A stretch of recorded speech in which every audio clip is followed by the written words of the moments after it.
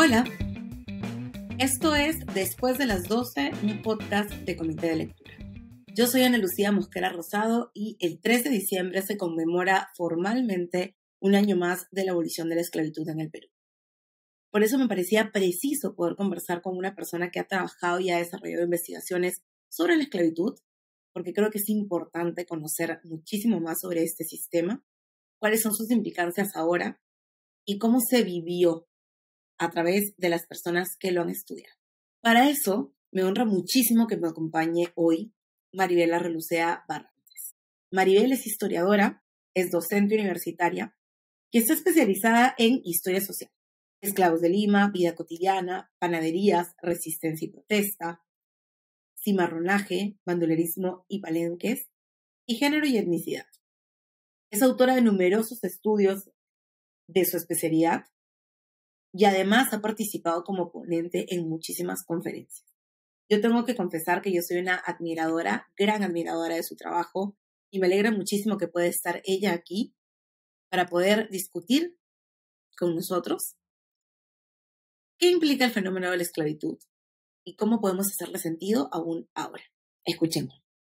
Hola Maribel, muchas gracias por acompañarnos en el episodio. Yo tengo que confesar antes de que empiece el episodio que soy súper fan de Maribel, sigo su trabajo hace mucho tiempo y creo que es la persona apropiada para poder desarrollar algunas cosas sobre este episodio en particular. Yo siempre soy súper fan. Si alguien quiere unirse al club de fans, me avisa y yo le digo cómo pueden hacer. Maribel, queríamos hacer este episodio porque el 3 de diciembre se conmemora la abolición de la esclavitud en el Perú. Y creo que normalmente es algo de lo que hablamos poco o nada, y creo que hay mucho más que ver y saber sobre la esclavitud. Yo he aprendido muchísimo, por ejemplo, leyendo tu trabajo, pero hay muchas cosas que la gente no sabe y tampoco que reconoce como parte de un periodo que tuvo muchísimos matices. ¿Por qué es importante esta fecha? ¿Qué marca el 3 de diciembre en la historia de nuestro país? Claro, empezar diciendo que hay como dos planos distintos, ¿no? El que se sepa poco es sobre todo en el plano de, digamos, de la vida cotidiana, la sociedad en general, ¿no? Pero después, en el lado, digamos, de académico, sí se ha trabajado bastante el tema de la abolición, ¿no? Por peruanistas y peruanos, ¿no? Pero es un hecho trascendental, que tal vez en los libros escolares que son fundamentales porque de alguna manera difunden una idea de lo que es la historia nacional. En los libros escolares no se le da mucha importancia, en eso estamos de acuerdo, ¿no? Teniendo tantas investigaciones acerca de la abolición de la esclavitud y de la presencia afrodescendiente en el Perú, africana y afrodescendiente, pues esperaríamos pues que eso también se refleje en los textos escolares, que son las grandes plataformas desde las cuales se construye una historia nacional, ¿no?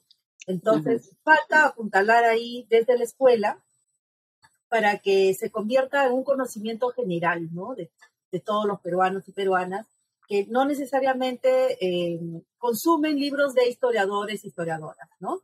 Entonces, es una fecha central por diversas razones. En primer lugar, para los afrodescendientes, porque significa el fin de la esclavitud, ¿no? Eso primero, desde lo personal, digamos, desde la vida cotidiana, desde la misma comunidad africana y afrodescendiente en el siglo XIX, pues implica dejar atrás la esclavitud, ¿no? Fundamental. También por otras razones, saliendo ya de la comunidad afrodescendiente, también es importante por otras razones, que han sido señaladas por otros autores, ¿no? Como por ejemplo, el hecho que con la abolición de la esclavitud, pues se supone que con eso se iba a empezar a construir la ciudadanía de una manera más cercana a los lineamientos liberales, ¿no? Como Exacto. Por ejemplo, hablar ya no de esclavos y esclavas, sino más bien de que todos eran peruanos y peruanas, y punto, ¿no? Entonces, se supone que ese es como un pasito más adelante para lograr una ciudadanía y una igualdad. Recordemos que cuando se dio la abolición de la esclavitud, en el Perú ya teníamos un sistema liberal implantado, pero ese sistema liberal en realidad era contradictorio con la presencia de la esclavitud, ¿no? Entonces, abolir la esclavitud, que va a ser un proceso gradual en diversos países de América Latina, el Perú está como a la mitad, no es de los primeros, pero tampoco es de los últimos, ¿no? Sí, sí. Entonces, eso es como pasos graduales que se van dando en América Latina, entre ellos nuestro país, en torno a ir implantando el liberalismo de a poquitos, ¿no? Entonces, en términos, digamos, políticos y sociales, tiene que ver con afianzar una sociedad liberal con igualdad, aunque eso es en el papel, por supuesto, ¿no? Porque en la práctica eso no se va a lograr hasta bien entrado el siglo XX. En términos económicos, también es muy importante la abolición de la esclavitud, porque estábamos en transición hacia no solamente una sociedad, sino una economía también basada en términos liberales, de libre mercado, ¿no? Entonces la esclavitud no parece, pues no forma parte de ese discurso de un orden capitalista liberal, ¿no? Entonces es un paso adelante también, aunque con el tiempo vamos a ver que eso queda en el papel, porque el Perú, al igual que muchos otros países de corte y de base esclavista, pues es muy difícil pasar de un sistema esclavista a otro de libre mercado con el trabajo libre y asalariado, ¿no? Y en nuestro país no lo vamos a lograr hasta bien entrado la mitad prácticamente del siglo XX, ¿no? Entonces, la abolición de la esclavitud para mí es como un parteaguas, no solo en la vida cotidiana de las personas afectadas por la esclavitud, sino también en términos políticos, económicos, sociales y hasta culturales, ¿no? Sí, es súper interesante porque, claro, la gente piensa en esta fecha, muy pocas personas la conmemoran o reflexionan sobre esta, y como bien mencionabas, este espacio de educación formal que tenemos no necesariamente nos da la información que necesitamos sobre este periodo, ¿no? Yo recuerdo, por ejemplo, cuando yo aprendí sobre la esclavitud, fue porque empecé a leer libros de historia.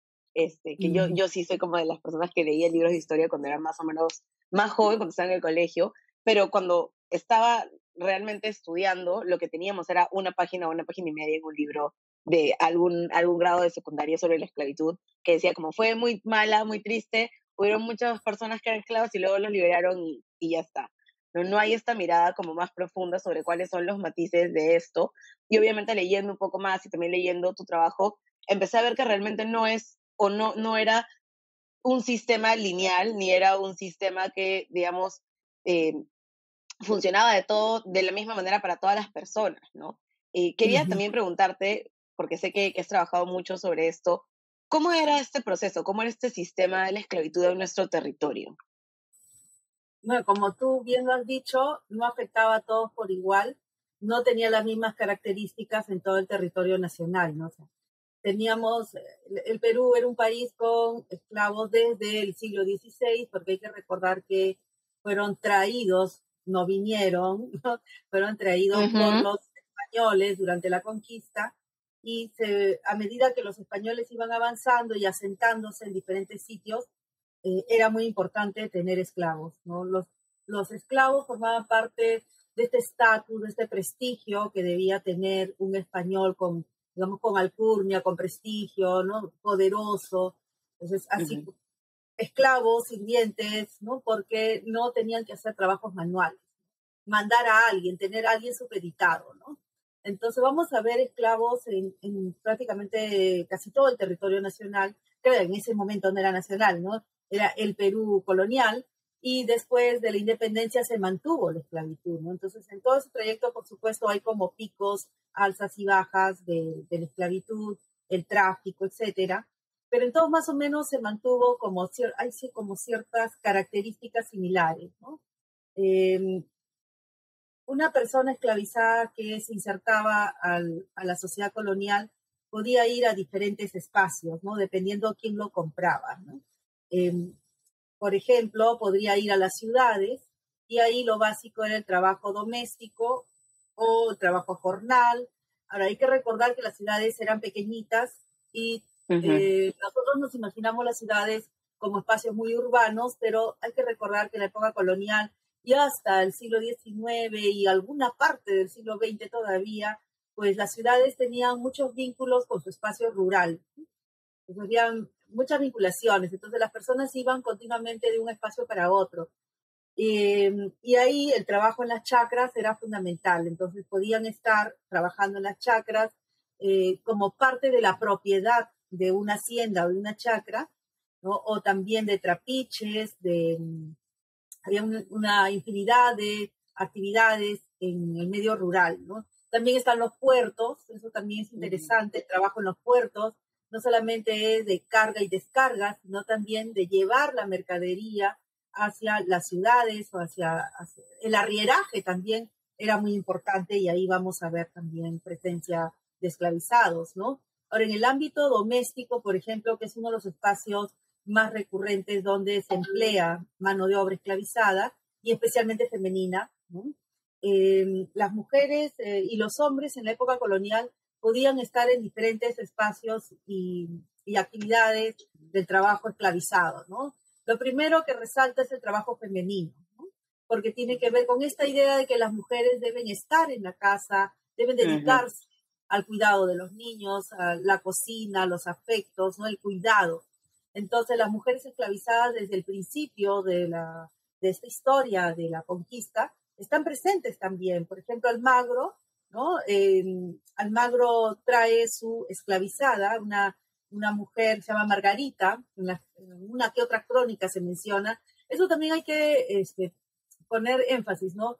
Están desde un comienzo, desde la conquista, pero las crónicas apenas mencionan, ¿no?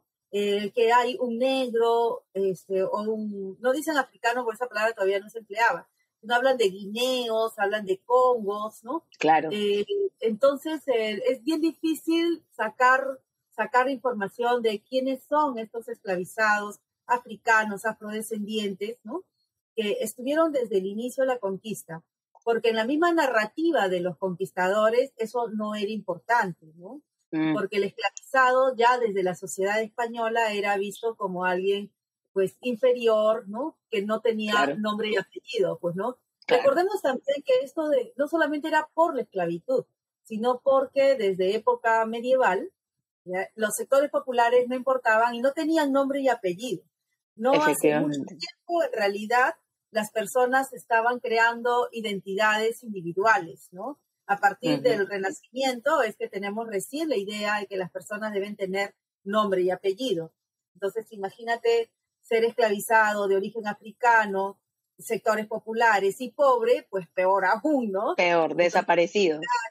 Claro, desaparecido del mapa y de la narrativa, ¿no?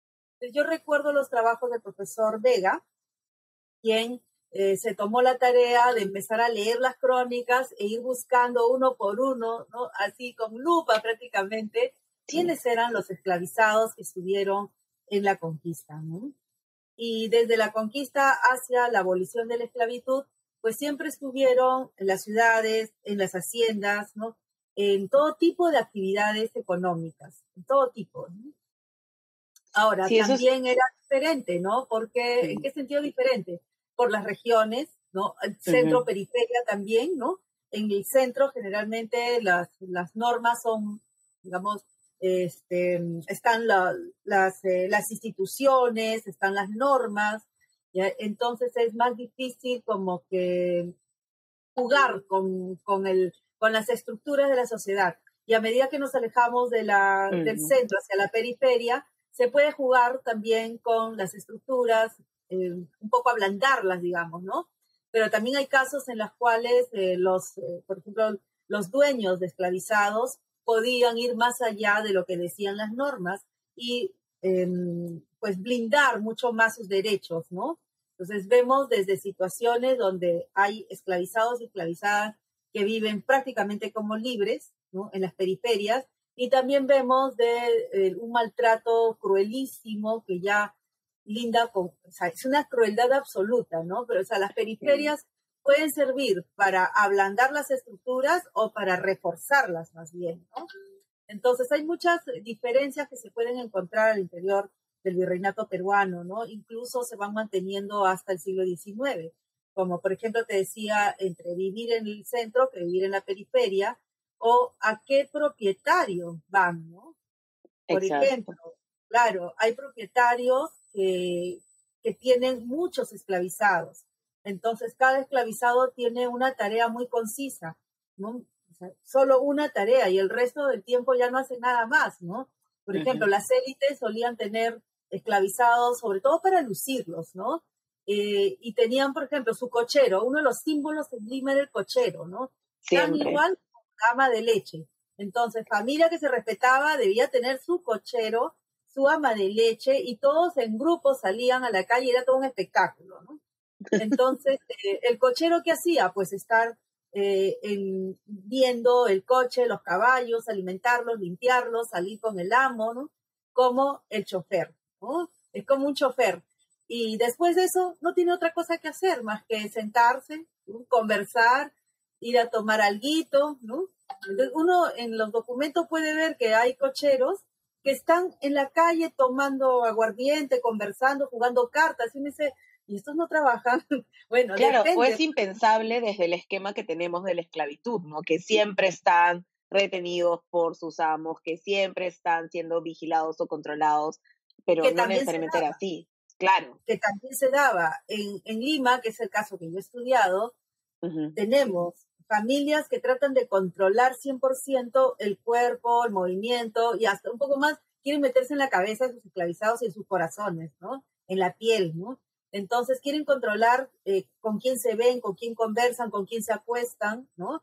Era muy importante también ver las relaciones afectivas y sexuales de los esclavizados, ¿ya? Porque tenían un pánico a que cualquiera se meta a su casa, que les robe, ¿no? O que los mate en medio de la noche, era un pánico ahí generalizado, ¿no? Y Ujú. tiene que ver con el ejercicio del poder, ¿no? Eso es, claro, hay unas teorías de Foucault ahí que explican que a medida que se ejerce mayor poder, también viene la contraparte que es el miedo, ¿no? Entonces uno lo Exacto. puede ver que las señoronas estas de la Lima colonial llevaban a sus esclavas para que las azoten un poquito, poquito nomás, decían, a la panadería para que confiesen, ¿no? Cuando, por ejemplo, entablaban relaciones amorosas con otros esclavos. Pero como eran esclavos de otras casas, entonces ellas tenían miedo que se metan en la noche, ¿sabes? Para tener relaciones con sus novias, con sus amorcitos, ¿no? Y que de pasada roben algo, ¿no? Entonces Wow. vemos a estas señoras asustadas ahí, ¿no? Y las pobres mujeres pues eran azotadas solo por tener relaciones sexuales con alguien que no pertenecía a la casa. Entonces lo ideal para una propietaria o propietario era que sus esclavos se casen entre ellos, ¿no? Igual En el pasaba en mismo las... lugar. Claro, porque así controlaban mejor, pues, ¿no? Entonces uno se pone en la lógica del esclavista y dice, ah, claro, más cómodo sería para ellos que se casen entre ellos, ¿no? Que tengan sus hijitos bien vigilados ahí, ¿no? Pero el problema es que las personas pues miramos a otros lados, ¿no? Hasta el día de hoy, esclavizados, Sí. libres, en la actualidad o en el pasado, las personas miramos, el corazón no tiene pues la razón, ¿no? Claro. Y entonces la gente pues se emocionaba, se enamoraba, trepaban las paredes para meterse a la casa de las esclavizadas, ¿no? O los Era balcones, apasionado. uf, la pasión fluía, ¿no? Y entonces de ahí vienen estos líos pues de botarlos de las casas, ¿no? Tirarles agua caliente, ¿no? Claro, uno Wow. lee los documentos y da risa, ¿no? Pero pasando todo eso, vemos también estos procesos de reclamar control de sus propios cuerpos, ¿no? El control de sus emociones, de sus pasiones, ¿no? ¿Por qué casarse con alguien que no quieren, ¿no? ¿Por qué acostarse con alguien que no quieren? Entonces, hacían lo que podían, se escapaban, ¿no? Jugaban. Yo he visto casos emocionantes de esclavos que se escapan, viven en el centro de Lima y se escapan a las haciendas. Por ejemplo, no me imagino cómo habrá sido tomar un caballo prestado, robado, para irse hasta una hacienda en Pachacamac o irse hasta el Callao para ver a su amado, su Lejísimos. amada. Lejísimo, para ese tiempo, hoy día te tomas una combi y llegas en 40 minutos, ¿no? Pero en ese tiempo, Pero complicado, ese ¿no? tiempo son 4 horas a caballo, ¿no? Para ir a Pachacamac, del centro a Pachacamac, ¿no? Todo para ver a su amada, ¿no? Entonces, Y eso son sería cosas como impensable, nuevamente impensable bajo la lógica que tenemos de la esclavitud en el Perú, ¿no? Em, también.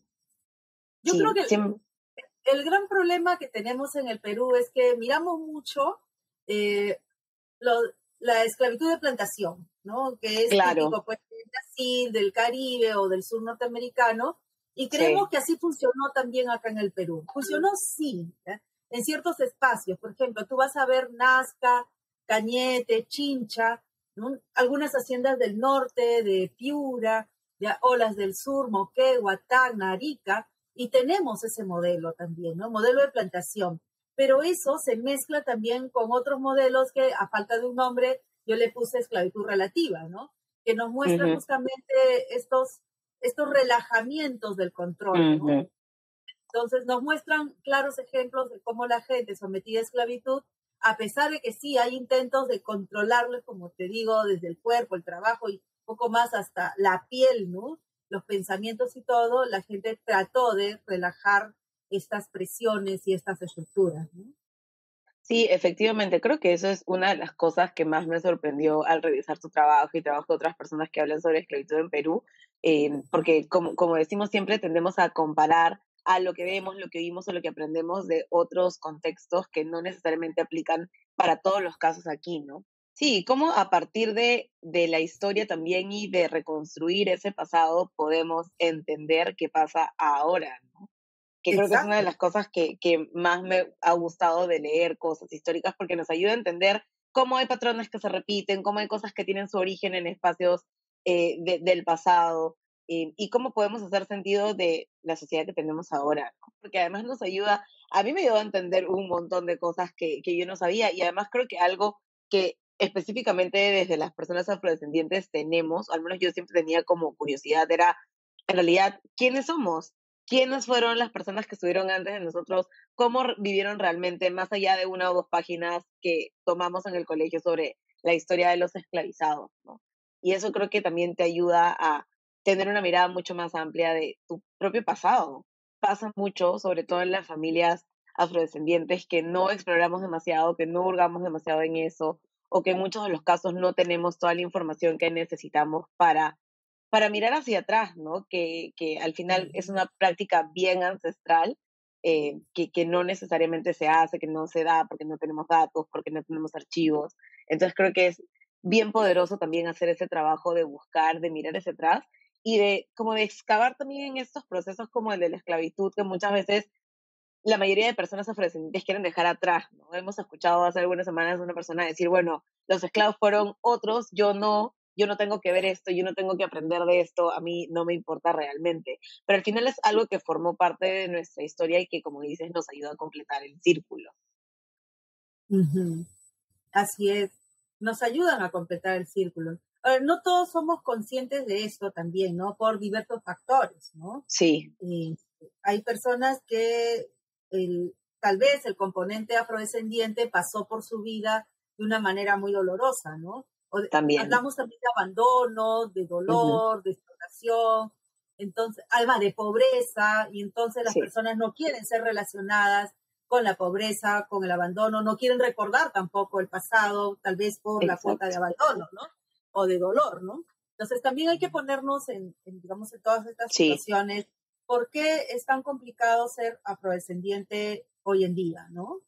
Y yo creo que a medida también que las personas van como aprendiendo más de su pasado, ¿no? Pero además dejando atrás la pobreza, también están más dispuestas a ser afrodescendientes, ¿no? Entonces, hay muchas cosas que juegan acá, ¿no? Muchas cosas, ¿ya? Y por eso es que es tan complejo, ¿no? Esto de cómo declararse afrodescendiente o cómo vincularse a un pasado afrodescendiente, ¿no? Sí. A veces, porque todavía tenemos también muy interiorizado esta idea que es racial, ¿ah? Que si tienes rulos tienes que ser afrodescendiente, ¿no? Tienes rulos, pareces negra, tienes que saber cocinar. Seguro sabes cocinar rico, ¿no? Y no necesariamente, ¿no es cierto? Te hace dar cuenta también cómo la raza, como un constructo cultural del siglo XIX, está tan presente en nuestras estructuras mentales, al punto que más de un chico, más de una chica se sorprende cuando les digo, oye, una mujer afro no tiene necesariamente que bailar bien, ¿no? Yo conozco, tengo amigas afros que tienen 2 pies izquierdos, ¿no? Exacto. O también tengo o que no cocinan. No cocinan y tienes que obligarlas a cocinar, ¿no? Y claro, con la advertencia de que, por ejemplo, yo les he pasado a una chica afroperuana con la advertencia de que tiene un lenguaje que utiliza muchas lisuras, ¿no? Le tengo que poner el cintillo, pues, de advertencia, ¿no? Ya, les encanta, se ríen un montón. Pero después empiezan a pensar, ¿no? Hoy sí, si el mundo fuese al revés, ¿no? Claro, ¿por qué presuponemos cosas solo por la apariencia, ¿no? Por la Exacto. apariencia. Uh-huh. Sí, Y entonces más de aprovechamos para uno mandar un saludo a Natalia si nos está escuchando. Saludos, Natalia. Maribel La Relucera pone tus videos en sus clases. Eso es un gol en la sí, vida. sí, con la advertencia, hay lisuras, más rápido lo quieren ver. Lo más miran rápido. inmediatamente. Sí, sí, pero ese tipo, por ejemplo, de trabajo, el trabajo que hace Natalia, interesante, importante, porque llega, mira, rápidamente a los chicos de Exacto. 16, 18 años, ¿no? Que Al menos no lo han leído piensan. textos académicos y si Ujú, lo leen no lo van a entender como uno quisiera, ¿no? Porque están recién empezando su mundo académico, ¿no? ujú. Entonces, no les voy a mandar a leer textos enredados o que no es todavía para su nivel académico. Ujú. Entonces, yo les sugiero, ¿no? Vean esto, ¿ya? Una chica afroperuana, ¿no? Y lo entienden más rápido, te juro, lo Exacto. entienden más rápido. Entonces, necesitamos ese tipo de iniciativas también, ¿no? Porque tenemos que pensar que el público es muy diverso, muy amplio, a quién queremos llegar, pero también cómo queremos llegar, ¿no? Sí, efectivamente. Y creo que las redes sociales ayudan muchísimo a poder llegar a un público un poco más joven, a hablarles en sus formatos. Y creo que tiene que ver con democratizar también el conocimiento que tenemos. No todo el mundo accede al conocimiento de la misma manera, pero es importante que estas cosas se sepan y se discutan para romper con estos mitos que tenemos sobre la esclavitud, sobre los afrodescendientes, Sí, inclusive sobre el racismo, ¿no?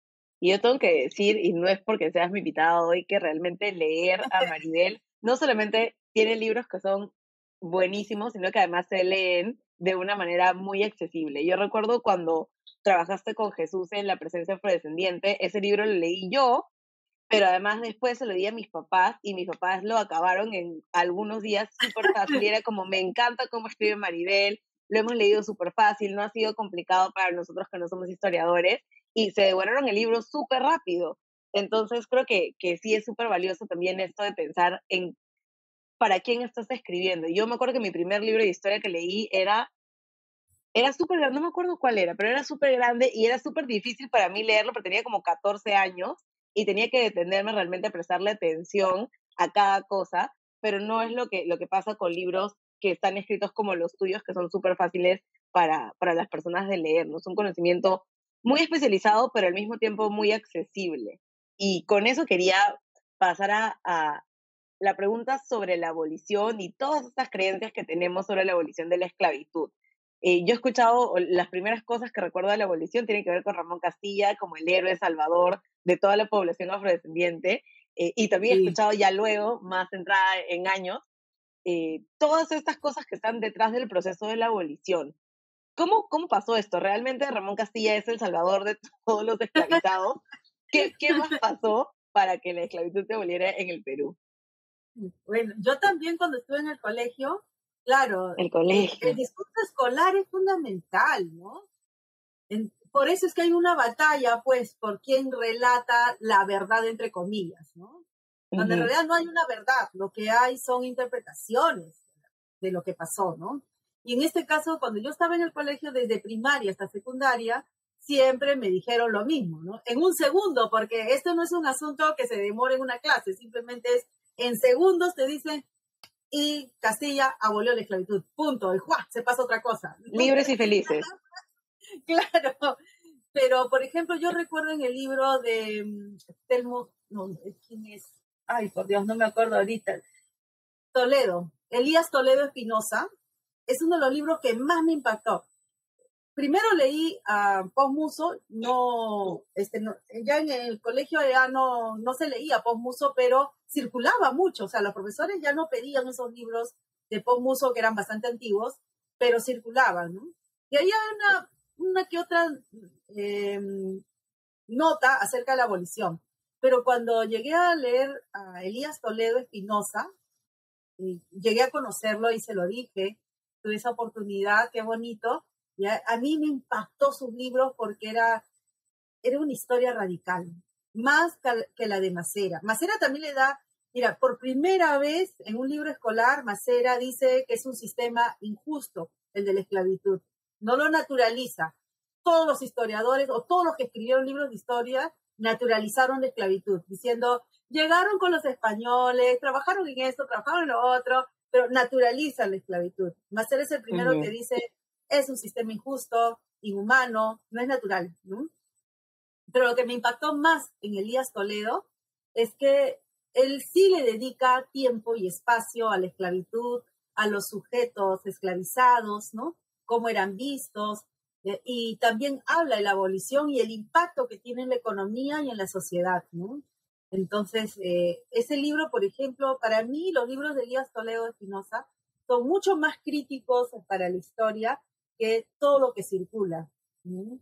Todo, ¿no? Entonces, esa fue la primera vez que yo leí algo crítico sobre la abolición. Y considero que sigue siendo válido a pesar de los años que han transcurrido, ¿no? Y también la cantidad de libros que han salido sobre estudios especializados sobre la abolición, ¿no?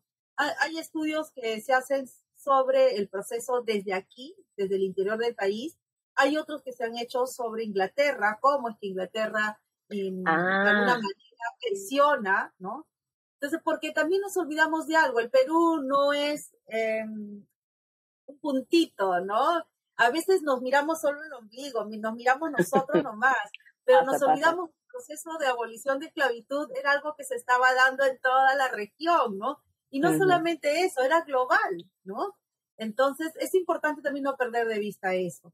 Desde el estudio de, por ejemplo, Christine Hunefeld, que no llega a tocar específicamente la abolición, o los de Carlos Aguirre, que también se queda con la abolición, ¿no?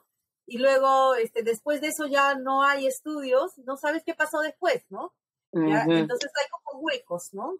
Incluso no sabíamos qué pasaba desde el sistema de castas y naciones hacia el de razas, ¿no? ¿Cómo es que se da ese tránsito, ¿no?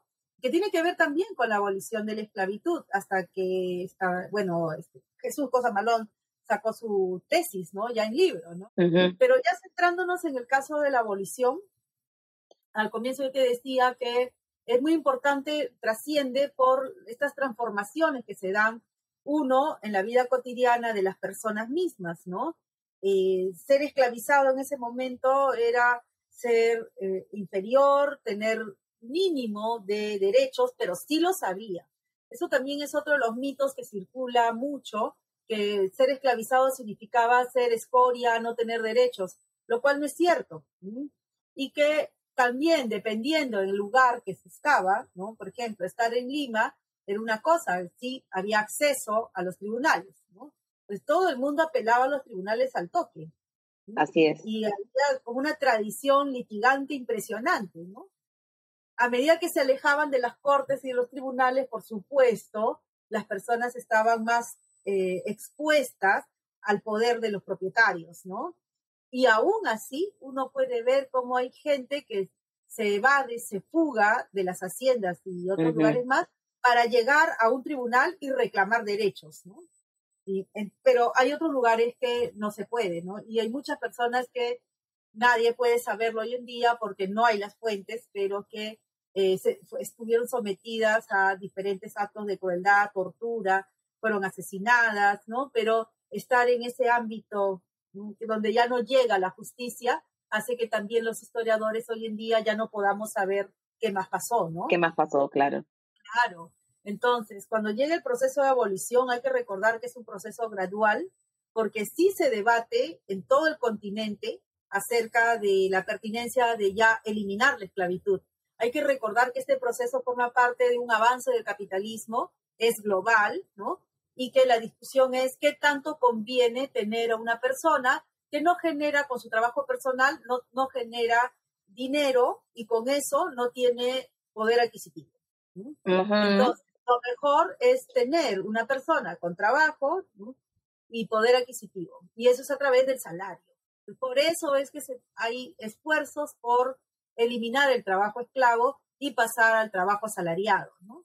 Porque con eso ya se tiene un mercado más integrado, más fluido, ¿no? O sea, ¿qué es el mercado capitalista? Es donde circula libremente tierras, capitales, mano de obra, ¿no?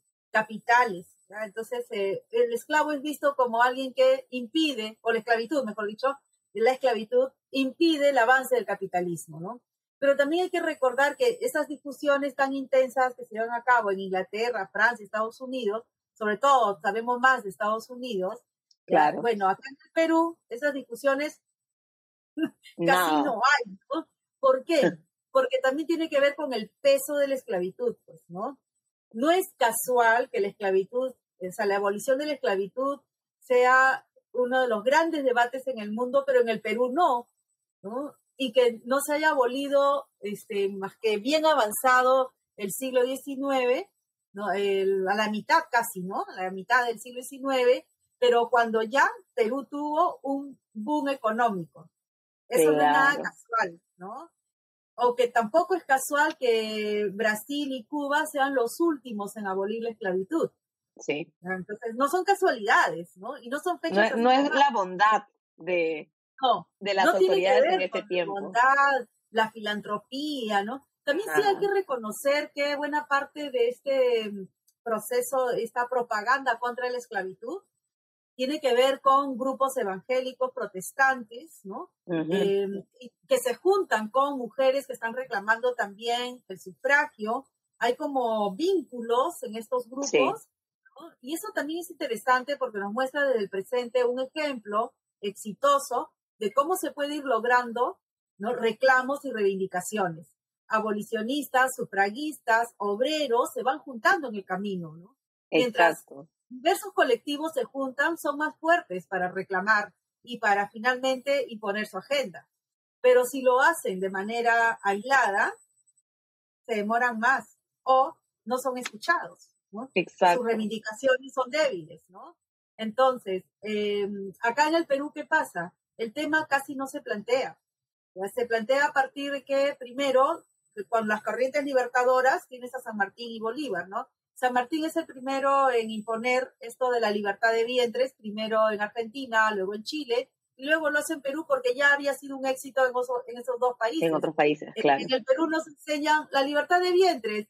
Todos los nacidos el 28 de julio son libres, ¡yeah! ¿No? Entonces, para un niño que lee eso, dice, ¡ay, qué bien! Se acabó la esclavitud entonces. ¡Ah, qué lindo! Pero sí. Sí, qué lindo, pero nadie les dice, uno, es parte de un proceso que se está dando para impedir, en realidad, la abolición total de la esclavitud. Porque ¿quiénes nacen a partir del 28 de julio? ¿Cómo era la tasa de natalidad y de fecundidad en ese tiempo? Era pequeñísima. Entonces, ¿quiénes se benefician de ese proceso de liberación? Muy pocos, ¿no?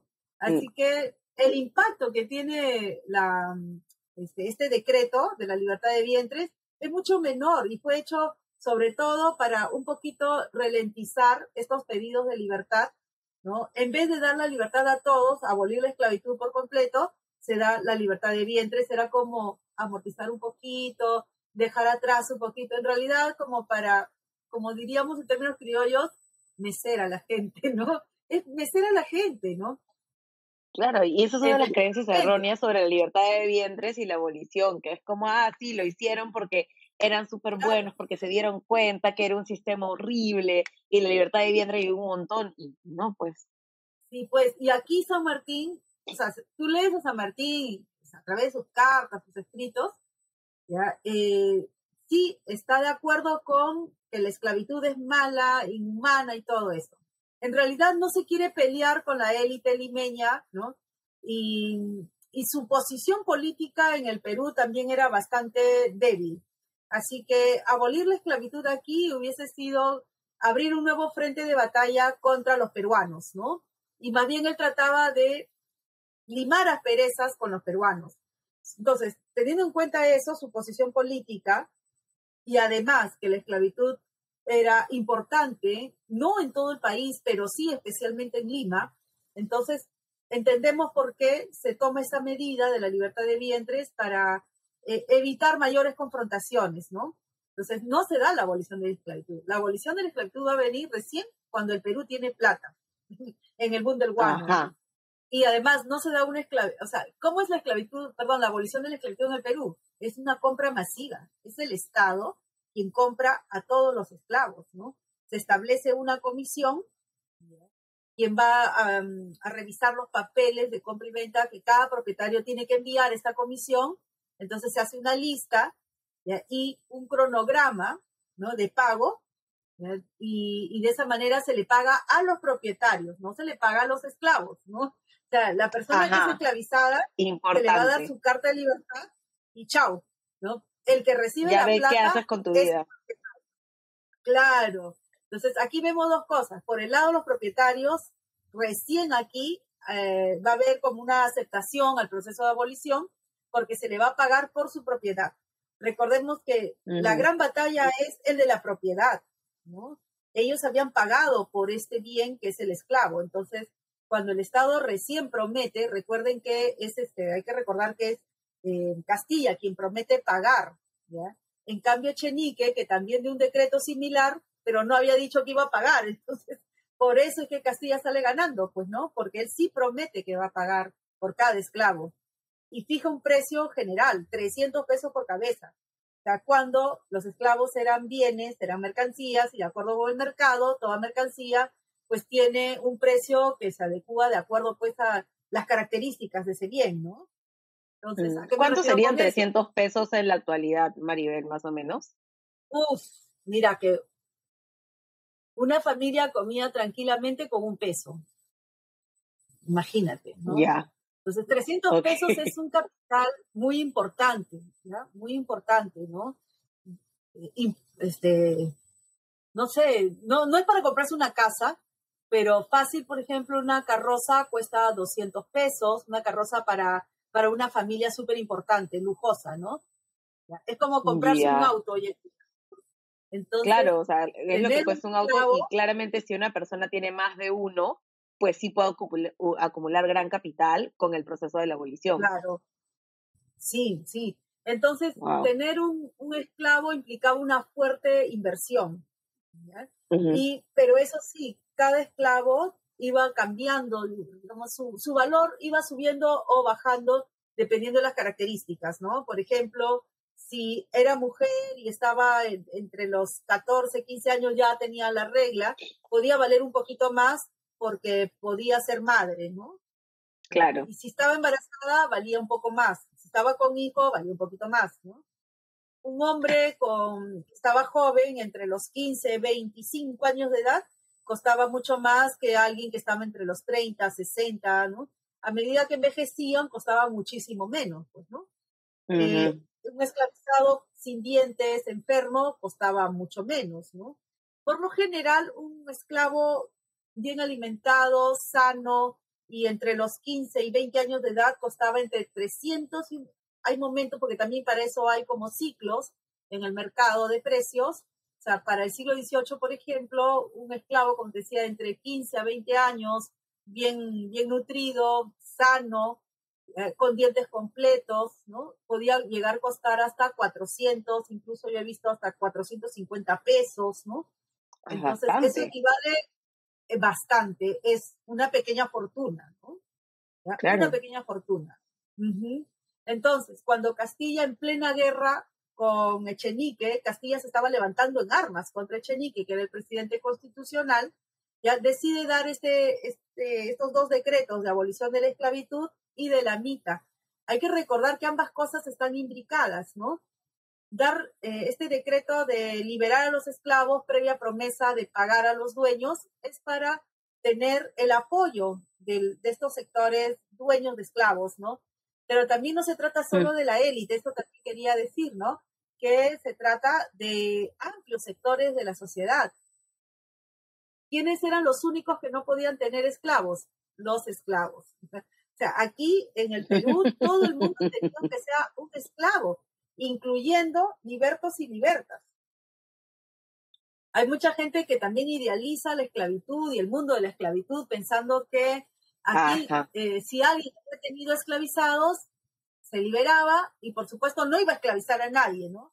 Nada más lejos de la verdad, ¿no? Tal vez eso nos pueda dar tristeza en la actualidad, ¿no? Porque queremos jugar las cosas desde nuestra óptica, ¿no? Pero en la sociedad colonial la gente se liberaba y de inmediato hacía lo posible por adquirir un esclavo o una esclava. Porque eso era un símbolo de estatus. Claro. Era un símbolo de estatus, de prestigio, pero también podía ser una fuente de ingresos. Se ha detectado, por ejemplo, que entre fines del siglo XVIII y comienzos del siglo XIX, muchísima gente quiere tener esclavos, pero los suelta a la calle, digamos, para que trabajen a jornal. Y entonces de esa manera tienen un dinero ya fijo en casa, ¿no? Entonces, no se encargan del esclavo o la esclava jornal. El jornalero o la jornalera ve por sí mismo, ¿no? O sea, trabaja, se saca la mugre y de ahí le va a pagar un jornal a su propietario o propietaria, y el resto de lo que trabaja es para ver por su habitación, su ropa, su comida, lo que necesite, ¿no? Entonces, no hay un estudio detallado acerca de cómo el sistema de jornal empieza a ser, el mercado empieza a tener mayor cantidad de esclavos a jornal, pero no hay estudios detallados de eso, ¿no? Entonces es interesante porque nos muestra también cómo los esclavistas empiezan a encontrar una nueva fuente de ingresos y especialmente mujeres, ¿no? Entonces ahí nuevamente podría entrar la perspectiva de género, ¿no? Nos faltan estudios acerca de ese momento en que algunas mujeres deciden tener esclavos, ¿no? Para recibir un ingreso propio, mujeres solas, solteras, viudas, ¿no? O monjas también, muchísimas monjas que compran esclavos, ¿no? En fin, entonces, cuando Castilla decreta la abolición de la esclavitud, recordemos que no es presidente, es un golpista, ¿ya? Y lo hace para neutralizar al presidente legítimo, que es Echenique. Y Echenique ya había prometido la abolición de la esclavitud, pero no había dicho que iba a pagar nada. Entonces, pequeño detalle que le costó la presidencia, ¿no? Porque la mayor parte de gente va a apoyar a Castilla. Y lo apoyan porque Castilla sí promete pagar por cada esclavo, ¿no? Y efectivamente, cuando termina esta guerra, ¿no? Castilla gana por acá, por La Palma, entonces se siente en Palacio, pero previamente que va a hacer elecciones, gana, ¿no? Pero había que hacer todo ese ritual de que parezca que estaba ganando las elecciones oficialmente, ¿no? Entonces, lo primero que hace es instala una comisión, ¿ya? Que se va a encargar de ver los casos, ¿no? Se da un tiempo prudencial a la población para que presenten las cartas de compra y venta de sus esclavos y se inscriben, y de esa manera van a empezar a aparecer estos, como un cronograma de pagos, ¿no? Entonces, por supuesto que el cronograma de pagos se supone que es por sorteo, ¿no? Y lo cierto es que, qué casualidad, primero, ¿quiénes van a recibir la plata? Grandes hacendados, ¿no? Parte de la aristocracia, ¿no? Como dice Jesús Cosío en el cómic sobre Joaquín Jaime, ¿no? Siempre es lo mismo, toda la vida es lo mismo, ¿no? Los de arriba primero, ¿no? Que fácilmente pudo decirlo alguien del siglo XIX, ¿no? Y bueno, la historia lo que no se ha estudiado, sí, la historia se repite realmente, ¿no? Lo que no se ha estudiado es cómo no solo desfila la élite, los grandes empresarios, hacendados del siglo XIX, que tenían esclavos, ¿no? Sino también desfila gente humilde, y entre ellos afrodescendientes, ¿no? Muchísimos afrodescendientes tenían esclavos, porque los africanos y afrodescendientes estaban en contra de la esclavitud, pero la esclavitud personal, la de ellos, y hacían todo lo posible por evadirla, ¿no? Y eliminar su esclavitud. Pero no estaban en contra de la esclavitud, porque luego, con un poco de capital, préstamos o lo que sea, compraban esclavos, ¿no?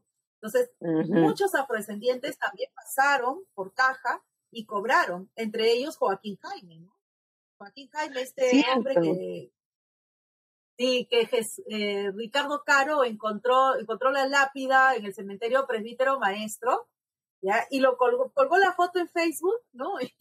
Y después de un tiempo se reactualizó, alguien hizo un comentario y Jesús lo vio, y decían, pero no puede ser pues que un africano en el siglo XIX haya venido de turista, ¿no? Entonces, ha tenido que ser esclavo.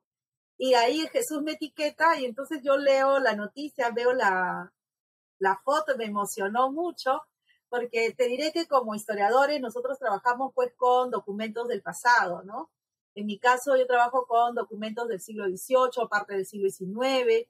Cuando leo expedientes de mujeres, que son los más enternecedores, los más emocionantes, uno se queda con las ganas de preguntar y repreguntar a estas mujeres, pero Sí. ya están muertas, ¿no? O sea, el documento es como un corsé también, ¿no? En que no puedo ir más Tiene su allá. límite. Claro, tiene su límite. Pero de pronto saber de que existe una persona que está detrás de esa lápida. Detrás de esa lápida está Joaquín Jaime, ¿no? Resulta que estaba en un nicho perpetuo. Y eso cuesta pues un ojo en la cara, ¿no?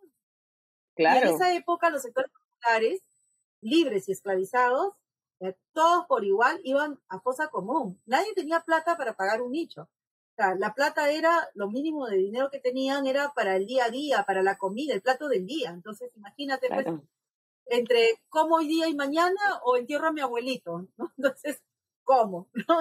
Ya, así que nos llamó la atención primero eso, que esté en un nicho perpetuo. Y luego fuimos encontrando documentos de él y resulta, nos encontramos con la noticia porque teníamos esa idea de quién pagó por su tumba, ¿no? Y fíjate, ahora que lo pienso, en ningún momento se nos ocurrió que él podía tener la plata. Ya pensábamos, a lo mejor sus propietarios que lo han querido, ¿no? Lo han criado de chiquito, o la propietaria tan amable, entre paréntesis, ¿no? A lo mejor tuvo un affair con la propietaria, ¿no? Tuvo su aventura con la propietaria y agradecida después, ¿no? En fin, nos hacíamos un montón de ideas. Escribimos un texto y me acuerdo que nos invitaron a presentarnos en un congreso. Este congreso era de arqueología, solo arqueología y afrodescendientes. Y después una de las organizadoras nos invitó a sistematizar todo esto en un artículo. Entonces nos obligó ya a escribir la biografía y lo presentamos en una revista, ¿no? Salió publicado, está en línea, ¿ya? Y después, cuando ya estábamos ya a punto de cerrar, ya iba a salir la revista, encontramos los testamentos. Joaquín Increíble. Sí, pero ya no lo incluimos en el artículo porque ya era muy tarde, ya había cerrado la edición. Entonces, los testamentos, ahí sí nos enteramos de dónde sacó tanta plata Joaquín Jaime. Pues resultó ser uno de los beneficiados del proceso de abolición. Él cobró dinero de la abolición porque una vez que él se liberó, se compró en un lapso de tiempo que no sabemos cuál, se compró 3 esclavos. Recibió plata, o sea, él recibió 3, 6, 9, 900 pesos, casi una casa. 900 pesos. Bastante Entonces, dinero. Ahora ya sabemos que en el proceso de la abolición se benefició gente de la élite, pero también de sectores populares, ¿no? Y este es un caso concreto, es una prueba de que sí, sectores populares también pasaron por caja, ¿no? El asunto es qué pasó después de la abolición, ¿no? Sabemos que Joaquín Jaime esperó bastante, porque el cronograma ya salía cada cierto tiempo y él fue, no sé si de los últimos, pero sí demoró bastante para recibir la plata. ¿Y qué hizo con su plata? La mayor parte del dinero fue para su tumba. Entonces, el proceso de abolición, como lo han estudiado otros autores, como por ejemplo Contreras y Cueto, dicen que parte de eso se traspasó a las haciendas, fue capital fresco para las haciendas, ¿no? Pero acá vemos, por ejemplo, de alguien que recibe 900 pesos y buena parte de ese dinero para su tumba perpetua, ¿no? Entonces, podríamos decir que es un desperdicio, ¿no? No es un capital que sirve para inyectar, ¿no? al mercado, alguna actividad económica, sino es para una tumba. Una inversión interesante, ¿no? Pero podríamos decir que Joaquín Jaime desafió a su sociedad, porque ¿dónde se entierra? Se entierra al lado, en un pabellón, al lado de monjas, militares, gente de la élite. Claro. O sea, se mete a la historia. Yo creo que Joaquín Jaime agarró una garrocha y ¡juá! Se metió a la historia, ¿no? Esa plata sirvió para meterse a la historia, trascender la historia, ¿no? Para mostrarnos que los africanos están ahí, ¿no? O sea, llegaron al Perú obligados, esclavizados, se quedaron acá, fueron enterrados acá y lamentablemente muchos de ellos son anónimos porque fueron a fosa común igual que todos los sectores populares. Ser pobre era ser anónimo. Claro. Y entonces el presbítero maestro era como un jardín espectacular, hermoso, pero al momento de caminar y ver las esculturas, uno veía qué cosa, las tumbas de los grandes, de las élites, ¿no? De los grandes intelectuales, los presidentes y qué sé yo.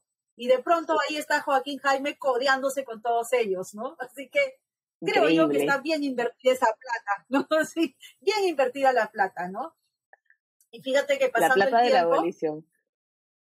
Ajá, está también al costado, o sea, Chocano, nada menos. Así que Joaquín Jaime está codeándose, ¿no? Con gente que, por esta visión que tenemos de la historia tradicional, que la historia lo hacen las élites, los grandes personajes, ¿ya? Pues ahí se metió Joaquín Jaime, ¿no?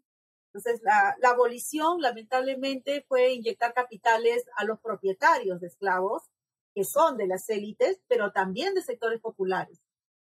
¿Y qué pasó con las personas esclavizadas, ¿no? Al día siguiente ya no eran esclavos, al día siguiente eran libres, peruanos y peruanas, pero con condiciones terribles, ¿no? Porque la mayoría de ellos, por la misma estructura de la esclavitud, no tenían casa propia, no tenían muebles propios, todo le pertenecía al propietario. Entonces, al día siguiente tenían que salir de las casas de sus propietarios. Ya te imaginarás, ¿no? Es como un desalojo generalizado. Al vacío, exacto. ¿A dónde nos arrojamos, no? Al mercado cruel del capitalismo, donde ahora tienen que valerse por sí mismos, pero donde no tenían absolutamente nada. Entonces, ahí viene también este proceso creativo, ¿no? De lucha. Los africanos y afrodescendientes ya lograron sobrevivir a estructuras coloniales, luego cambiaron las reglas de juego con la época republicana y ellos también aprendieron a jugar con esas reglas, ¿no? Y ahora con la abolición en la calle. Entonces, ¿qué hicieron? Nuevamente, ¿no? Son sobrevivientes de estos procesos tan largos en la historia, ¿no? Y no se quedaron ahí. Muchos de estos esclavizados fueron tirados a la calle, ¿ya? Hay casos tristes, ¿no? De personas viejitas, ¿ya? Que fueron arrojados a la calle como si fueran, pues, hay gente que arroja perritos ya viejitos, los arrojan a la calle y que se mueran. Es esa crueldad absoluta, ¿no? Pues así pasó también. Wow.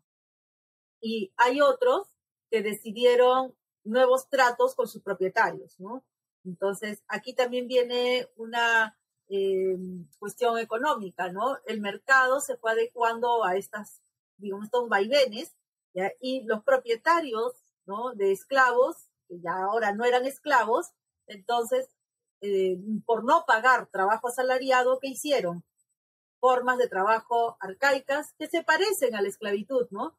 Para empezar, aquí en el Perú, hasta el siglo XX, se niegan a pagar salario. Eso tiene que ver con estas mentalidades arcaicas y racismo, ¿no? Porque parte de las justificaciones es que el trabajador no sabe qué hacer con su plata. O se lo va a tomar, se lo va a gastar, ¿no? Como que no tiene uso de la razón. Pero en realidad es racismo y es clasismo porque la persona, una vez que recibe su plata, ya sabrá qué hacer con su plata, ¿no? Pero desde arriba se juzga, pues, ¿no? Y se justifica así de esa manera. Entonces, muchos propietarios, ¿qué hicieron? Sobre todo hacendados, pues darles una parcela de tierra y pagarles con eso. Entonces, unos días trabajan para el hacendado y otras en su parcela. Y cuando cosecha, la mitad es para el propietario. En realidad, lo que estamos hablando es de un siervo medieval, ¿no? O sea, retrocedemos. Sí. En vez de avanzar hacia el trabajo asalariado, se retrocede, ¿no? Otros deciden que el trabajador permanezca en la hacienda, pero se le va a pagar con fichas que solo valen dentro de la hacienda. Vales de consumo, fichas o monedas que solo valen en su hacienda. Nuevamente, son formas arcaicas. ¿Ya? Entonces, en vez de avanzar hacia el trabajo asalariado y el capitalismo, se retrocede, ¿no? Pero que aquí en el Perú va a ser parte de las estructuras económicas hasta buena parte del siglo XX. Entonces... Y eso es lo que normalmente no sabemos, ¿no? O sea, toda esta nueva evolución no necesariamente es una evolución. Claro. Lo que pasa es que el capitalismo, ¿no? Que ya se había extendido por todo el mundo, En el caso de América Latina y de nuestro país en particular, ingresamos al mercado, nos globalizamos, es verdad, pero a partir de exportaciones. Nosotros tenemos un modelo de exportaciones y un modelo como se llama exportaciones simple. Eso quiere decir que no sufren casi ningún tipo de agregado, ¿no? O sea, no tiene valor agregado. La materia prima se vende tal cual, ¿no? Entonces, es tal vez el peor el peor modelo que tenemos, porque nos insertamos al mercado internacional, pero muy débiles, porque ni siquiera manejamos los precios, ¿no? Los precios de los productos, de las materias primas. Así que es un modelo muy débil. ¿Ya? Si hubiese sido acompañado de un proceso de industrialización, quién sabe si hubiese compensado por ahí, ¿no? Pero en el Perú, la élite que toma el poder y que va a tener buena parte del poder entre el siglo XIX y parte del siglo XX, ¿no? La oligarquía, pues lo único que a ellos les interesaba era exportar sus materias primas, y hacia adentro son profundamente tradicionales, arcaicos, ¿no? Entonces ya no existía la esclavitud como tal, pero el trabajo que empiezan a plantear son estas formas arcaicas, y dentro de eso están los afrodescendientes, ¿no? Aparte traen chinos también, ¿no? Y después, al final, ya casi al final del siglo XIX, japoneses, ¿no?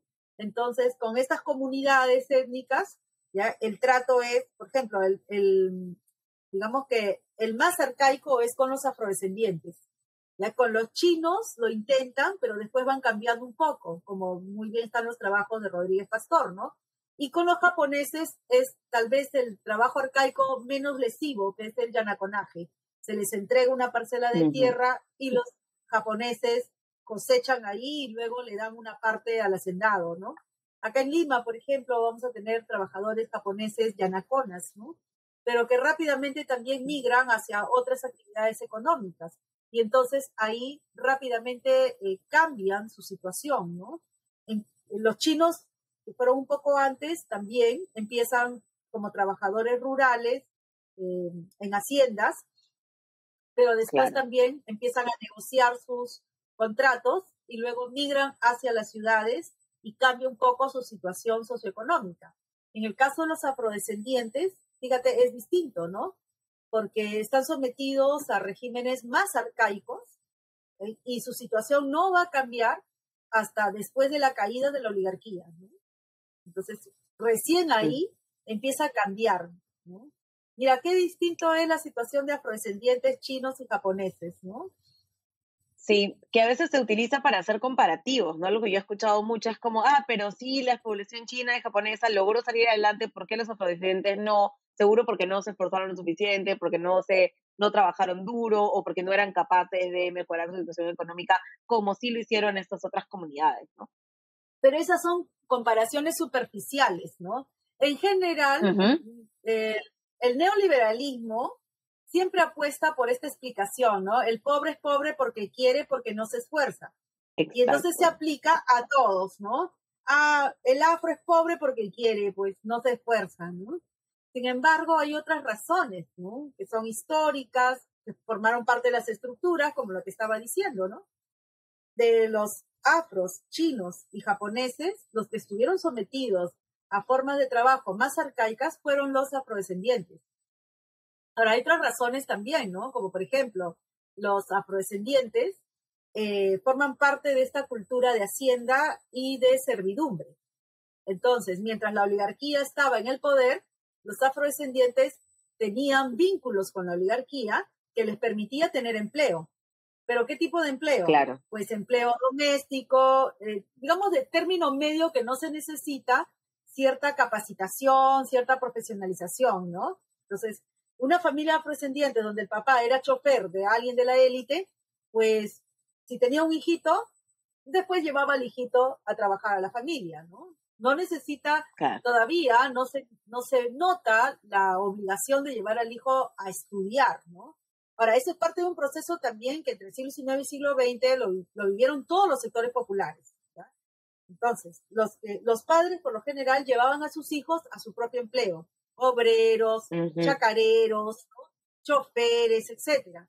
Pero dentro de los afrodescendientes, que no hay estudios todavía sobre eso, excepto los de Susan Stokes, ¿no? De Lima Obrera, que se inició en los 80, este libro, donde ella muestra cómo hay estos vínculos de padres a hijos, cómo van llevando los papás y las mamás a sus hijos a empleos domésticos o en las fábricas, ¿no? O estos empleos que requerían cierta tecnología, digamos, ¿ya? Pero que no eran tampoco para aprenderlos en un instituto o en la universidad. Entonces, Claro.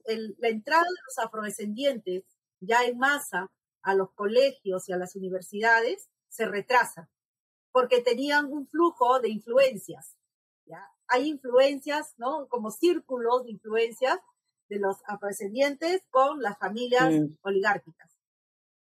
Cuando cae la oligarquía, entonces se rompe ese vínculo y hay que buscar por dónde conectarse con la economía, ¿no? Por eso es que es más tardío en la entrada de los afrodescendientes al sistema educativo. En cambio, los japoneses entraron bien temprano. Sí, son comparaciones que uno puede ir haciendo, pero dejando de lado esta frase trillada y que maltrata en realidad, ¿no? Que es muy limitante, esto de que el pobre es pobre porque quiere, ¿no? Sí, me parece súper interesante esto y creo que conecta muy bien con lo que mencionabas de por qué tenemos que mirar realmente la historia y mirar toda esta trayectoria para entender cuál es la situación que tenemos ahora, ¿no? Por eso quería tener esta conversación contigo y hablar un poco más de la abolición de la esclavitud, porque creo que nos puede ayudar también a mirar desde una perspectiva mucho más histórica cómo hemos llegado hasta aquí. Y en verdad yo creo que podría ser como varios episodios contigo sobre específicamente este fenómeno, pero quería ya ir cerrando un poco preguntándote por qué es importante recordar la esclavitud como un sistema y también hacer memoria de la importancia de la abolición para también entender qué pasa ahora en nuestra sociedad, ¿no? Bueno, yo siempre apuesto por la historia, ¿no? No solo por ser historiadora, sino porque la historia me permitió entender en el presente cosas que pueden ser muy dolorosas como sociedad, ¿no? Por ejemplo, la situación de violencia que vivimos las mujeres, ¿no? O la situación de discriminación racial que está vigente, plena, ¿no? Y que está ya en momentos de conflicto, ¿no? En momentos de confrontación. Entonces, la historia es una herramienta, no es solamente conocimiento. Sobre todo, para mí, lo más importante es que se puede convertir en una herramienta para desmontar todos estos procesos de discriminación, que nosotros podamos ser más conscientes de eso para poder combatirlo, ¿no? Y destruirlo, por supuesto. Tal vez un libro no nos ayude a destruir el sistema, por supuesto, ¿no? Exacto. Pero las investigaciones pueden ayudarnos a ser cada vez más conscientes de dónde venimos, cómo se han planteado las cosas desde atrás, ¿no? Hacia adelante, pero cuáles son las bases de esa discriminación, de esas posiciones inferiores en que se ha colocado a ciertos sectores, cómo se ha racializado a los grupos, ¿no? Cómo se ha tratado a las mujeres, etcétera. ¿Ya? Permite entonces ir como desnudando, ¿no? Quitándose todas esas capas, se les va quitando, y con eso son herramientas poderosas como para ser más claros, tener la mente más despejada y poder plantear también los cambios que necesitamos si queremos ser una sociedad democrática de verdad, ¿no?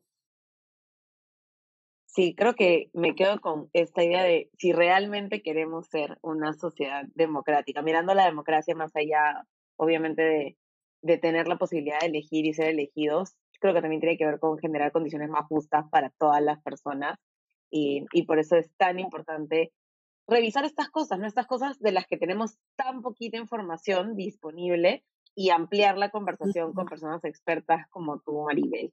No, gracias por la oportunidad, porque efectivamente me quedo con algo, ¿no? Una sociedad no es democrática si persisten las discriminaciones en cualquiera de sus formas, ¿no? Así es. En los años 80, por ejemplo, una de las personas más importantes que trazó justamente este camino fue Pepe, ay, por Dios, se me fue no. Pepe Luciano. Ay, Pepe Luciano, ¿no? O sea, si hubiésemos leído a Pepe Luciano en los 80, yo creo que la historiografía peruana hubiese avanzado más, ¿no? Porque tenía tenía tenía una mirada, ¿no? Donde podía ir captando y cruzando esas líneas tan complicadas entre la situación de pobreza, la situación de las mujeres, la situación de sectores racializados. Él ya lo había planteado en sus textos de los años 80, ¿no? Entonces, y sintetizar todo esto en una idea que lo leí de él, ¿no? Justamente, la discriminación racial es otra forma que impide la democracia. Por eso es que cuando hablamos de discriminación racial, estamos hablando de una cuestión que vulnera los derechos humanos, ¿no? Entonces, centrar la discusión ahí fue crucial, creo yo, pero lamentablemente los textos de Luciano no los leímos en los 80, ¿no? Los hemos leído mucho después, ¿no? Sí, entonces, y siguen teniendo muchísima vigencia. Tiene vigencia y está, claro, algunas cosas ya han como envejecido, como es natural, ¿no? Lo que uno escribe en los años 70, pues envejece, ¿no? Pero otras cosas siguen siendo brillantes, ¿no? Que deberíamos leer a Luciano, ¿no? Y creo que ese es un gran aporte también del movimiento afrodescendiente, que estuvo separado del movimiento académico. Los años 80 marca el boom del movimiento académico con respecto a estudios de esclavitud, pero también es el inicio del movimiento activista, ¿no? Y Luciano está entre los dos lados, ¿no? Está vinculando ambos lados, aunque lamentablemente, lo vuelvo a repetir, no lo leímos entre los 80 y los 90, ¿no? Pero no es tarde. Sí. Creo que deberíamos revisarlo de nuevo, leerlo en todo nivel, ¿no? No solo en el mundo activista, sino también académico, ¿no? Y finalmente me quedo con esa idea de Pepe Luciano, que la discriminación es parte de estas vulneraciones a los derechos humanos. Y hay que verlo así, de esa manera, si queremos construir una sociedad más igualitaria con ciudadanía plena, ¿no? Sí, definitivamente sí, nos quedamos con el trabajo de Pepe Luciano, que creería que amerita un episodio especial. Pero nada, muchísimas gracias nuevamente, Maribel, por acompañarnos hoy y también gracias por habernos escuchado en este episodio. No, gracias a ti, he pasado un tiempo genial, porque eso también permite pensar, ¿no? Un alto en las labores. Bueno, muchas gracias, corresponde. Ana Lucía. Gracias, Maribel. Ha sido increíble hablar con Maribel. Yo soy una gran admiradora de su trabajo y el libro que les voy a recomendar esta semana es un libro escrito por ella.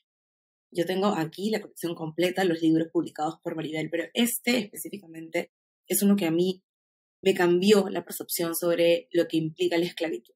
Este libro se llama Replanteando la esclavitud, estudios de etnicidad y género en Lima Borbónica, y fue editado en el 2009 por CEDET. En este libro, Maribel explora a través del trabajo de archivo cuáles fueron estos matices en la vida de los esclavos y las esclavas, y también cuáles eran estas condiciones particulares que el género aporta a los estudios de esclavitud.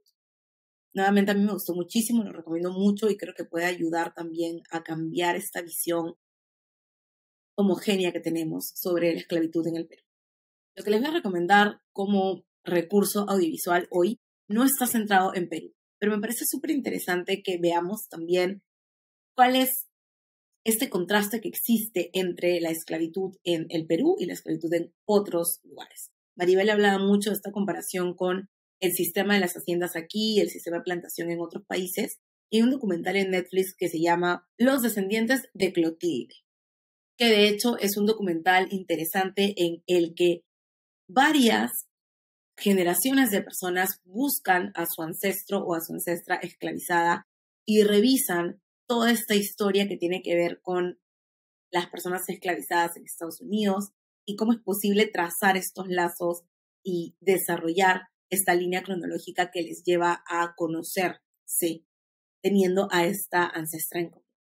Me parece que es súper bonito, es interesante, es doloroso también, pero creo que es algo que va a generar un impacto en ustedes. Así que espero que disfruten la lectura, espero que disfruten también el documental y gracias nuevamente por escucharnos como todas las semanas. Nos vemos en un nuevo episodio de Después de las 12. Soy Ana Lucía Mosquera Rosa.